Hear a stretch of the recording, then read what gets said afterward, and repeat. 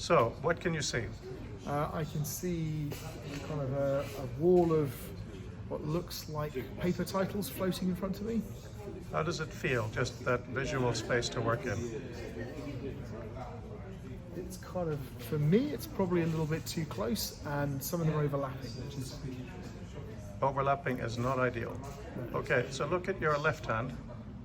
Okay, There's a sphere on your watch. I can see it, yep. Touch it as though you're clicking. Ah, yeah. Now it's changed where you are, right? Yeah, it took me out again, but yes, it's kind of... So can you please stop doing that when you can see a list of papers in front of you? Yeah, I got it, yep. So with your right hand, just take your left hand down. Make a pointing gesture. And at some point you should have a laser. Yeah, I got it. So how does it feel just swiping through that, so to speak? When you say swiping, what, trying to scroll? No, I'm sorry. I mean just highlighting different papers. So it's not responding when I'm pointing, so that would be nice. There's no feedback. It should be. When you highlight a paper, it does not show further information. So one's already selected. It says the effects of spatial visualization. So you have not generated a laser yet then? No, I've got a laser in front of me. Okay, but when you move... So I have a list of papers down the side here. I have an abstract and title over here. Oh, that's interesting. Does he see it? No, not now, no. He's in full space. But you should be able to get that And laser. I've got a line coming out of my wrist that's pointing. Try to point to the papers. Yeah, it's pointing at the papers, but nothing's happening. It's not touching anything. Do a pinch on one of them. Yeah, that's selected it. Okay. So I find that. So part of the problem is that you have to feedback here for it. Yeah. So I find it hard to, when I move my hand to pinch, the pointer kind of disappears. Okay. Worthwhile feedback. So it makes it a bit hard to do it. But generally, just looking in the space, how does it feel like a potential workspace? It's too close to me. I feel like I'm sat too close to a monitor. Okay. That's an issue we're working on, how we can have different depths for different uses. Yeah, so if hang on, I've selected something else now. Now I've got a sort of floating, describe it like a floating, can I scroll? Black text or white text? It's white, it's a white pane with text on it. Oh, okay. Like it's the actual, if I load the paper itself, Yes. I can move it around with the bar at the bottom, that makes sense. There are a lot of interactions that are coming that we can talk about that are not active yet. How do I go back? How do I get back to my list? Your sphere on your wrist. Wrist for your list. So I've also got all those things on my fingers, which is kind of fun. Touch any of them to see how it feels. They don't do much yet, but how does it feel? Ooh, missed. And put them. Yeah, that makes sense. Put your left hand more in your lap, so it's just relaxed. Yeah. One more advanced test because it's you. Yeah. Without looking at your left hand, Yeah. just look where my voice is. Take your right hand and point to your pointing finger. What, that you mean? Yeah, perfect. That felt quite natural, right? It does. Yeah. Although I still have to shift focus, which is interesting. It's like I'm moving from spatial awareness in my visual system to spatial awareness in my, I forgot what it's called now, but you have a body awareness system. Yeah, proprioception. Thank you. Yeah, that. So I literally have to switch between the two. So if my hand's in front of me, that's fine. It's the same system. If my hand's away from me, I have to just pause and think for a minute, and then I know where my fingers are. That's what we call useful feedback, Dave. So there's Categorized a as jump. That's cool. Interesting. I, There isn't much you can do right now because we've been going around circles on the design. So one of the things I I want tangible. See, that's interesting. So now it's highlighting. I haven't got the pointer. I've just got my hand in front of me. You have got a pointer. I've got a spot, but I don't have a line to the spot. Yeah, the thing is, I don't like the line at all. Please don't change your hand. I'm going to tell you something about your hand in a second. So we've been experimenting with the line coming only when you kind of need it. So, but you have the little floaty box, white box, right? That's gone now. But the thing is, the reason you have the pointer is your 3 small fingers are clenched. That's what generates a pointy thing. Right. It's not your index finger. Okay. That's interesting. So That's I'm assuming it is. exactly, but that's what the headset can recognize. Yeah. So if I make a pointing, so now I've got the line, but nothing's highlighting. Whereas if now it is highlighting, but I don't have a line. I do find it hard to select, like really hard to select. That's something we're working on very much, but for me, for some Now I reason, have it's become second nature, so we have to figure out how to make it more obvious. how do I move stuff in here? So I've got my line, and Line, select, and then pinch. so the line's not appearing again.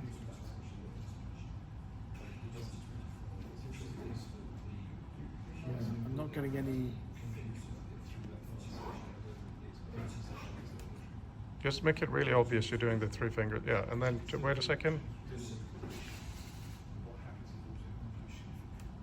Oh, there we go.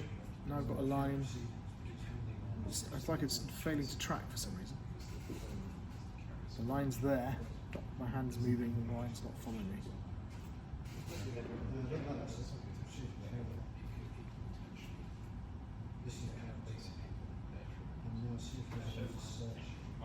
So I've got that. I want to just grab it, to be honest. I think one of the things that I really want is I just want that tangible feel. So I want to be able to. So the pane is in front of me here, right? And what I want to do is I want to just grab it and move it over there because there's another one behind it. So you now have what looks like a PDF. It isn't, but that is what you have in front of you, right? Yeah. So. I want to scroll with 2 fingers. Okay, that's also very worthwhile. But can you? Do that automatically without thinking. Ooh, it's not working. If you could grab it, would it be okay if you grab it by the bar, or would you need to grab it on the side? Now I can get it. There we go. So I can't move it. So that's much closer to me than the other one. Yeah, that's in focus mode. Okay. So that, again, it's too close. Yeah. So the one that's at the back is actually much more where I'd want it to be naturally. So here's a question. The one at the back, can you reach it with your hand? What do you mean? No laser pointer, just with your hand. How far away is it? Oh, it's way further than that. Okay. So the one that's near me is like a foot away from the end of my hand now. Okay. And the one over there is about 10 foot away from my hand. Okay. That is definitely one of the problems, because if you look at your left hand again, Yeah. you can see the controls, and they are not too close, are they? No, that's fine. Because they are controls. But if you were reading that close, it would be too close, right? Yeah. Also, there's to do with the resolution, right? So So Mark, he was saying that text on your hand is nice and clear and close, but to read a document, he wants it quite far away. And that's, of course, part of our dilemma, isn't it? You can't grab it. I think part of it is that if it's this close, it's all I can see. So I'm not getting any advantages from being in the space. Right? So if it was smaller, it might be okay. Maybe. Smaller in width or smaller in size? Because one of the things we've also discovered is most things are designed so if you resize the window, it scales everything inside. Whereas with text, you often want the width to be relatively constrained. You want the text normally embiggered for comfort or made smaller to see. So the thing in front of me here, if it was real, is roughly the size of a poster. So it would be like I was looking at an A1 poster, probably. Right. Whereas that thing there is like a banner you'd see on the side of a building. but it still feels better for some reason. Can I move that one? But let me ask you some specific questions then. First of all, being in a sphere or cylinder environment with knowledge all around a grey background, How does that feel? Well, I can't see behind me, so Well, I mean, you can if you have a swivel chair. well, that's true. That's true, actually. Yeah, I still think that that's also too close, right? It feels like But if it was the right distance, yeah. Okay, so the second thing is But again, it's. So what I'm seeing, you're showing me. I just accidentally selected a bunch of stuff. What is it? Oh, this is. It's got confused now. It's put the controls in my right hand. Yes, there's, Well, because we have to allow for dominant power. Yeah. so, well, the conversation was so you get your right hand, but it's not if you're left-handed. I kind of get them across. there will be a way you can really specify if you're right or left-handed. But anyway, it's still marginal stuff. Because it's When you look at your hand with the controls, does that feel like a natural way to interact?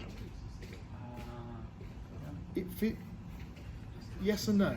It feels good for secondary interactions, right? So what I want to do with these papers in front of me is I want to grab them and move them around. I want Yeah. to scroll them. I Yeah. want to be able to move them backwards and forwards, Yeah, right? And I don't want to be messing about with buttons at all. Really. yeah, And then when I want to go into, like I said, sort of secondary stuff, like getting to my settings or something, that's fine, right? That's a perfectly good secondary menu that comes up. But I wouldn't want to have any primary interaction that way. so the design consideration is that your hand menu is basically a context menu. Yeah, It's a control click menu. yeah. So we want to do as many primary interactions as we can. However, we have the laser pointer problem. Yeah. And the gesture's far harder than imagined. That's the big I mean, why not just put it on permanently? The laser, Yeah. because then you very easily could end up selecting and dragging all But kinds only of if I stuff. click, right? If I don't do anything. Well, It only does stuff when I do that. So that's an unnatural gesture, right? I'm not going to do that. would you like to, if we do more laser, would you like to see the line all the time or the little cube? Or would you like it just to be there? I don't mind if it's a laser pointer rather than a line. No, what I mean, a line and laser pointer is kind of the same thing in this context. What I mean is, I'll be back in 5 minutes. Okay. How do I do? Can I interact with these at all? These papers? Can I scroll them or? you can scroll them, you can go to the outline. Okay, so I'm not getting. So I've still got the controls in this hand, by the way. Does that mean it's switched to this hand? Probably. Yeah, I kind of. That's. So the way it's supposed to work is that the little notch on the side, you see that? Where the scroll bar would be? Yeah. If you mouse over that, so to speak, Yeah. it should give you the table of contents to the right. So you can, No, the pointer's not working. yeah, but none of these things work. So you just have to look and use your imagination. Okay. The notion of the little notch is to indicate where you are on the document. So the notch, you mean the little, almost looks like a paperclip sticker? Yes. Yeah. Right. Okay. Yeah. So that's the good. idea is you point to that, Yeah. and the table of contents appears to the right. Oh, no, it's swapped hands again. Right. Okay. Dave, it doesn't function. We designed this yesterday. So, yep. Okay. So the idea is you point to that table of contents would appear on the right side. Yeah. Yeah. That makes sense. While you're there. And yeah, so you can jump around. The little triangle bottom right Yeah. is where you point to resize the document. That makes sense. That's what I assumed. And the bar below is where you move it as you've already done. Yeah. So why can't I move the document just by grabbing the document? Because there will be over time more and more interactions for different areas, Okay. and like selecting text and stuff. So that's why we need hotspots for that. Same as on a. I'd make that bar bigger. It's quite precise. We can make the bar invisibly bigger by having a bigger trigger area, but So visually it should be bigger, should it? So I've got the spot there. I'm holding my hand what I consider to be dead still. I'm sure it's wobbling a Yeah, bit. it'll be wobbling, yes. And that dot is moving from the top of the bar to the bottom of the bar, right? So if I move my hand even slightly, I'll miss. So you basically want aim assist. Well, I probably want the handle to be bigger, the bit where I grab. Well, okay, so it should become bigger when you do a mouse over. Because if it's bigger all the time, that's a huge amount of gray space.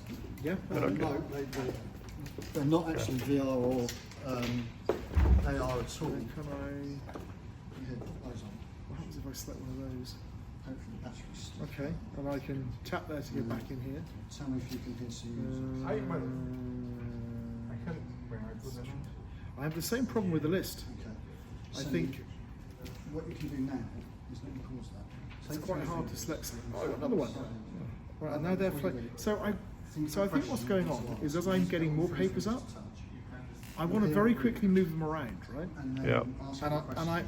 and I think the bar thing is just I just want to grab them and move Yeah, them. 3 fingers. Yeah, but on a And it's- computer you can't do that. You can't point inside a Word document and move it, or No, a that's PDF. true. But also I mean, it may just be that the pointer is still a bit janky. Now, what you could do. Any final comments? Because it's Yeah, it's bone in getting a box. bit loud for the So video. I can't hear anything. Yeah. Now, up here. Yeah. No, it's good. On this side, I said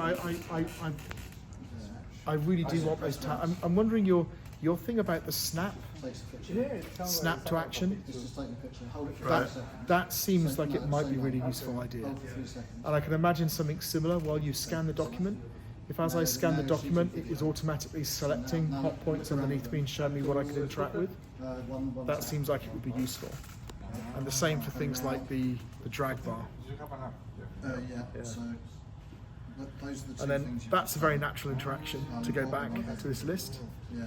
Now, the reason I'm telling you this is because Bring another one up. what you could actually do is use Right now I've got labels, hundreds of them now. put these on somebody Put that one over there. and get them to walk The around focus them. mode I don't understand. So I've got the three ones that are far off, right? 1, 2, 3. That's not really implemented fully. It's just supposed to pull things towards you or away from you. Themselves walking around I'm not sure I like that. back to you, so Mark. you can actually observe them.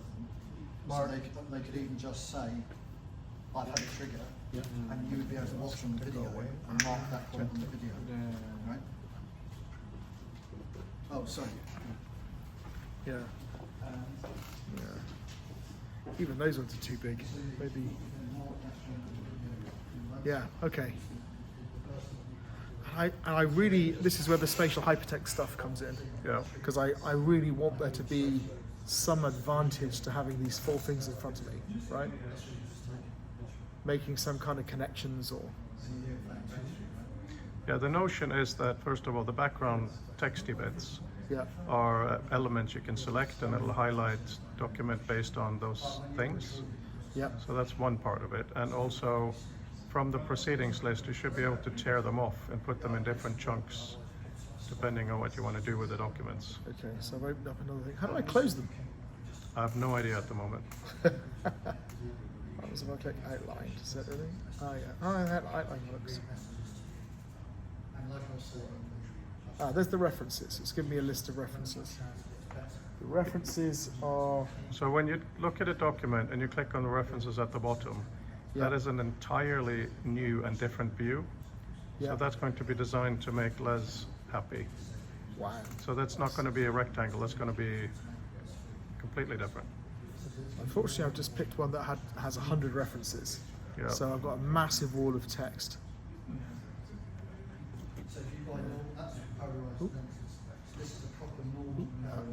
I don't even know what that looks like right now. But any final thoughts on the general space? Oh, there we go. No, I think that kind of covers it.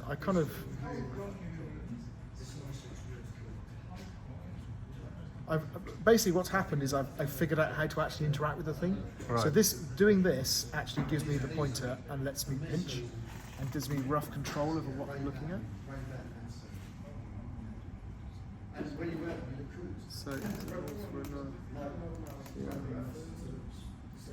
I still kind of, I think, so for me, so I'm in the main space now with the floating papers again. The physicality of the space really matters. Right? So that actually the ability to just grab and move stuff, I think is absolutely crucial. Okay, so maybe what we should do then, hang on a sec, Mark? Mark? Okay, he's in another world. So maybe, Yeah, hang on, Mark, can we just borrow you for some of this discussion. Yeah. So Dave is making the strong, good point that when you have papers floating about, you should be able to just drag them and move them. So maybe we should bring the notion of focus into it. So if a paper is not focused, it kind of becomes just a JPEG in the sense that you can It's not. You just. you just touch it and move it. You can't interact more with it. So the entire thing becomes a grab bar. I think that sort of makes sense because there comes a point when something's small enough that you're not. You might want to do something in a context menu type sense with it, but you're not trying to read a thing that's the size of a quarter of a postage stamp. Nope. You have a mental memory that's paper X. I mean, it depends what you're going to do, right? So it feels to me like, it just feels like there's so much potential in this space. But it feels like bringing them up in this way, I almost want them to be small versions down the bottom. I can then bring up and group and interact with and do things with. Because one of the things that I was reflecting on was that if you've got say 40 papers and you don't know what they are. Louder, Mark, please. If you've got 40 papers, that's a conference worth or something, and you don't know what they are. One of the initial triages is almost doing this sort of this has no immediate relevance to me, so it's fine, but I don't need it. So whether you hide it or just put it to one side. Yeah. And other things like, okay, I need to possibly know which are the short and which are the long papers because that's going to gives me some indication of what I'm getting. Yep.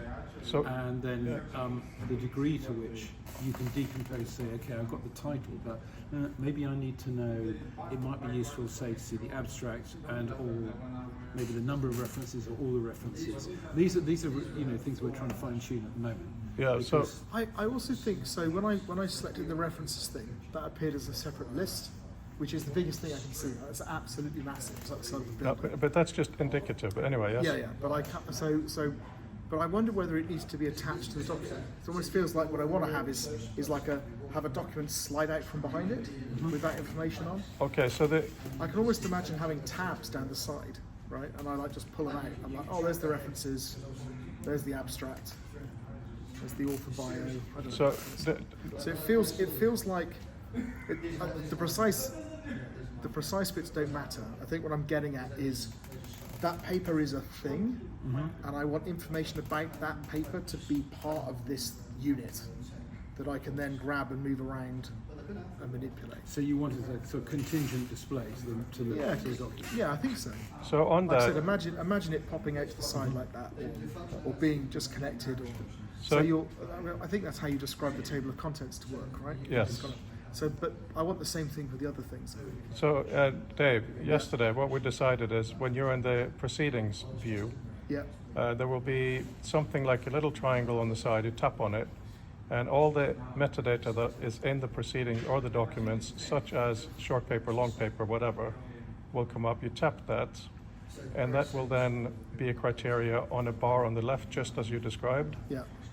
When reading a specific document, we have not looked at that. I think that makes very much sense to have that on the side. However, we also want to have a Les Carr view, where when you go into references, it's an entire references are the first class objects.